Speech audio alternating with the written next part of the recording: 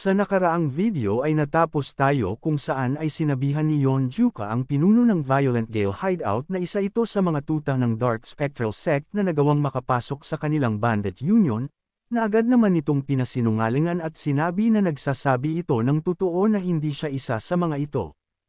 Kaya naman ay agad na inatake ito ng ating bida at sinabihan na malalaman niya din kung tunay nga ang kanyang sinasabi kapag nagawa na niya itong mapaslang. At kahit paparte siya talaga ng bandit union ay kailangan pa din niya itong paslangin dahil sa hindi makatao nitong ginawa sa mga karatig nitong lugar.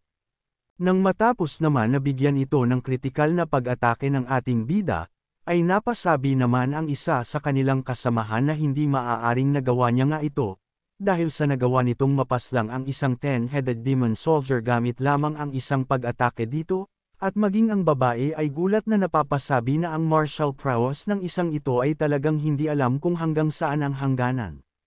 Nang bigla naman na nagsalita ang kuya ni Nang Gangyon at sinabi na dito pa lamang magsisimula ang lahat, dahil hindi ba sinabi na ni Yeonjuka na matapos na mapaslang ang isang 10-headed demon soldier ay magbabago ang mga ito ng kanilang anyo bilang isang halimaw, at para sa mga parating pa na mga laban kontra sa Dark Spectral Sect, ay kailangan nilang itala ang bawat detalye dito at ibigay ang report sa Alliance of Justice, na agad naman na sinang-ayunan ng isa.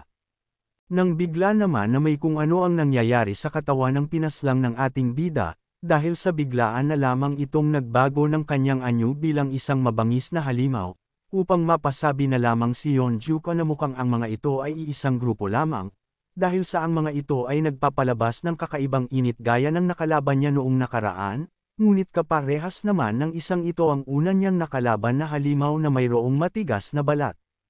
Kaya naman dahil dito ay napasabi na lamang ito na kung ganun ay hindi na niya pa kailangan na ay analisa ang bagay na ito, nang bigla naman na nagkagulo ang mga miyembro ng bandido na pinamumunuan nito dahil sa hindi sila makapaniwala na naging isang halimaw ito. Kaya naman ay agad na tinawag ito ng ating bida, at sinabihan na kung siya ay magbabagong anyo sa isang kahindek-hindek na halimaw, ay bakit pa kailangan nito na gumawa ng kaguluhan sa pamamagitan ng pagsigaw ng malakas sa buong paligid, dahil sa nagugutom na siya at inuubos nito ang kanyang oras upang hindi magawa ang makakain, at bukod pa doon ay kailangan pa niyang puntahan ang natitira pang 6 na mountain hideouts na pinaghihinalaan na pinamumugadan nila. Kaya naman ay agad na sinugod ito ni Yeonjuka at sinabi na wala na siyang sapat na oras pa para mag-aksaya dito, kaya naman ay tatapusin na lamang nila ito ng mabilis.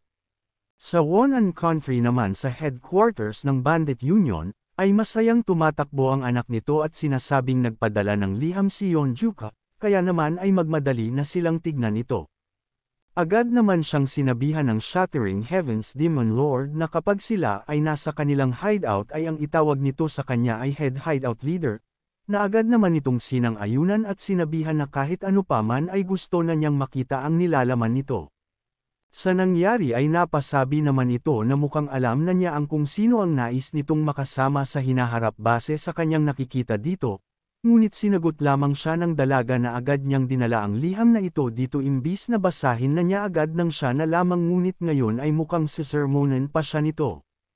Kaya naman dahil dito ay hindi na lamang ito pinansin ng kanyang ama at sinabi na babasahin na niya ito. Matapos ay habang binabasa ito ng kanilang pinuno ay napapatanong naman ang dalaga na kung ano ang nakasaad sa liham na nagmula kay Yeonjuka, at kung nasa maayos lamang ba ito. Masaya naman na napasabi ito na huwag itong mag-alala dahil ang kanilang head sentinel ay sanay na sa kanyang trabaho, ngunit sabi nito na sa totoo lamang ay nag-aalala siya para sa binatang iyon dahil sa kilalang-kilala ang Dark Spectral Sect sa lakas at bagsik ng mga ito, at base sa kanyang nakikita ay nagawa na niyang masupol ang lugar ng Violent Gale Hideout, at mukhang siya ay isang kayamanan ng kanilang bandit union. Nang bigla naman na natigilan ang dalaga dahil sa nabasa nito, dahil ang nakasaad ay upang magawang maibalik ang mga nasirang mga nayon, ay ipinamigay niya ang lahat ng kayamanan ng Violent Gale Hideout upang suportahan ang mga ito, at nagawang palayain ang lahat ng mga bihag upang ang mga ito ay magawang makapamuhay. Kaya naman ay tinanong nito ang kanyang ama na kung bakit ganito ang kanyang ginawa dahil sa hindi naman ganito ang gawain ng Bandit Union, na agad naman na sinang-ayunan nito at napasabi na totoo ang bagay na iyon, ngunit sapat na ito sa ngayon. Dagdag pa nito na hindi ba ang mga bastardong iyon sa Violent Gale Hideout ay pinagmukhang ang mga bandit union ay kagaya ng mga gang ng mga baliw, at masasabi nila na ang ginawang pagkilos ng kanilang head sentinel ay ang pinakamatalinong pamamaraan upang ipagbigay alam sa lahat na ang bagay na iyon na mga pagpaslang at pagkain ng laman ng tao ay kagagawan ng mga miyembro ng Dark Spectral Sect na nagawang makapasok sa kanilang bandit union. Agad naman na sumang-ayon dito ang dalaga, ngunit bigla itong napatanong sa kanyang ama nang makita niya ang larawan na nakalagay dito, na kung talaga ba na ang isang ito ay totoo. Napasabi naman ang pinuno na maaring totoo nga ito, subalit mahirap pa para sa kaniya na paniwalaan ang bagay na ito dahil sa hindi pa naman niya nakikita ito ng siya na mismo. Kung umabot ka na sa parte ng video na ito ay maaari lamang na i-click ang like at super thanks sa baba bilang pagsuporta. Maraming salamat. Ang nangyaring labanan sa pagitan ng ating bida at ng isa sa 10-headed demon soldier ay mabilis lamang na natapos, kaya naman sa loob ng 3 buwan matapos na umpisahan ni Yonjuka ang kanyang pagpapatrol sa Bandit Union, ay matagumpay nitong nasupil ang 2 10-headed demon soldier ng Dark Spectral Sect sa 2 mountain hideout. Mayroong mga natitirang miyembro nito ang sinubukang makatakas habang nagaganap ang mga pakikipaglaban ng ating bida, sabi ng isa sa mga ito habang tumatakbo na kailangan nilang makabalik sa Mount Woodwell hanggat maaari. Napatanong naman ang kasama nito na kung nakita ba niya ang biglaang pagbabago ng kanilang hideout leader bilang isang halimaw kanina, dahil kung oo ay ano ang nangyayari ngayon.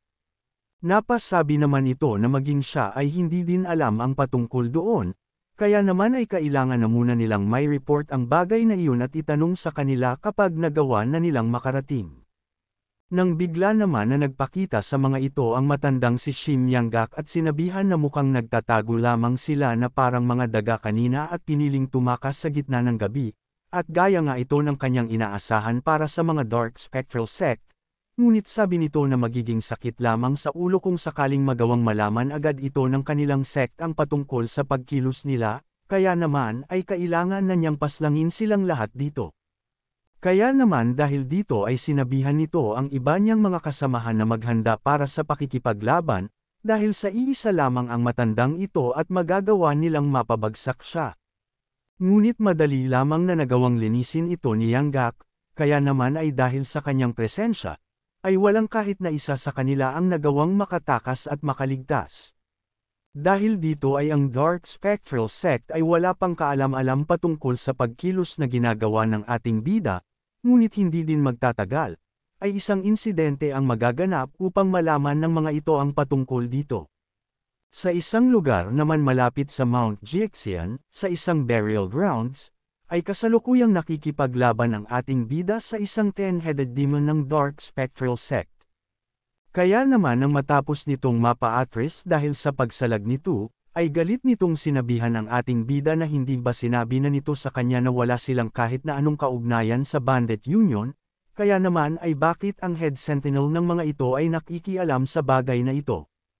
Agad naman siyang sinabihan ng ating bida, na you tell me, bakit nga ba? At kung nagtataka siya ay ito ay dahil sa sila ay kasapi ng Dark Spectral Sect.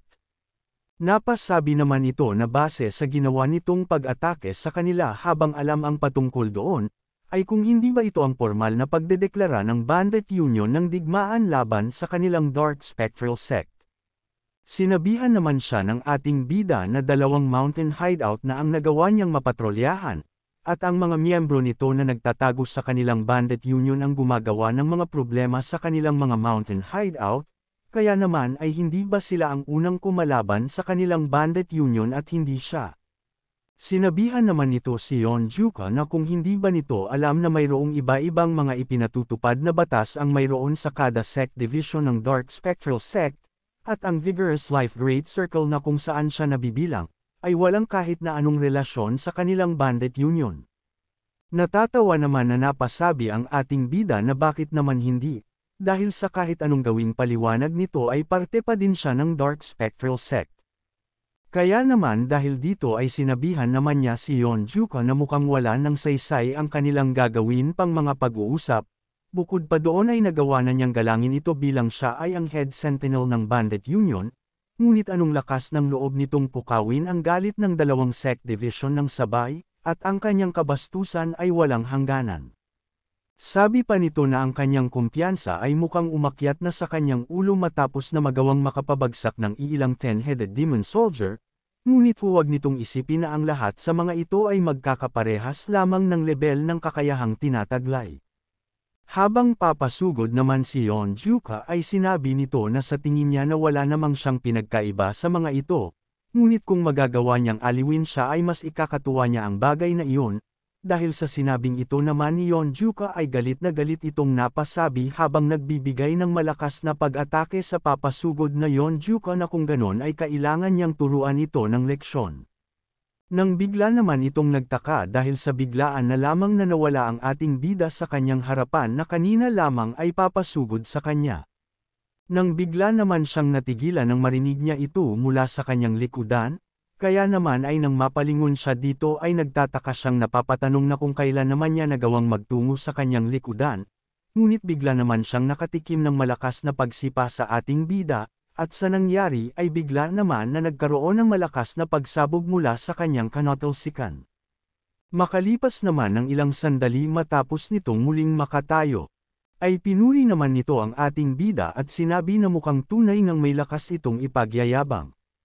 Dahil dito ay napatanong naman si Yonjuka na kung sumusuko na ba ito sa kanya, na hindi naman sinang-ayunan nito, dahil sa ang sinasabi lamang niya ay nakita lamang niya na mahihirapan siyang kaharipan ang ating bida ng mag-isa, ngunit magagawa niyang manalo sa laban na ito, dahil sa hindi lamang siya ang tanging 10-headed demon soldier ang nagawang italaga mula sa Vigorous Life Great Circle.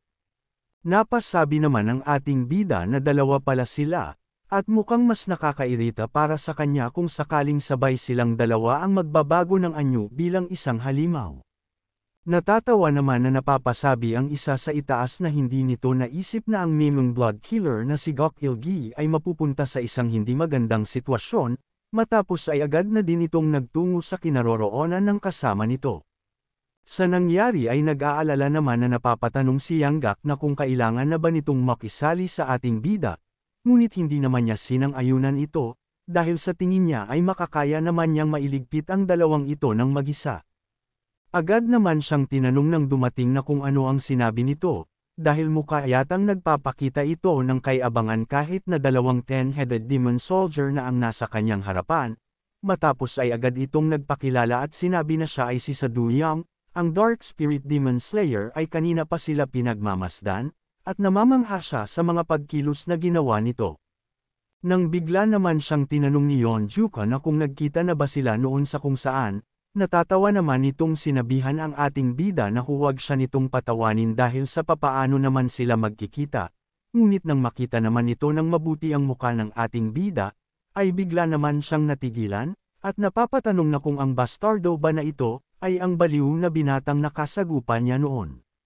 Sinabi naman ng kasama nito na base sa sinabi ng ating bida ay siya daw ay ang head sentinel ng Bandit Union, kaya naman ay tinanong nito ang Dark Spirit Demon Slayer na kung talaga ba na nakikilala niya ang isang ito, na sa isip nito ay napapasagot siya ng malamang kilala niya ito, dahil siya ay ang halimaw na nagawang wasakin kahit na ang espesyal na teknik ng kanilang 100-headed demonic king na si Wung Jae-gui.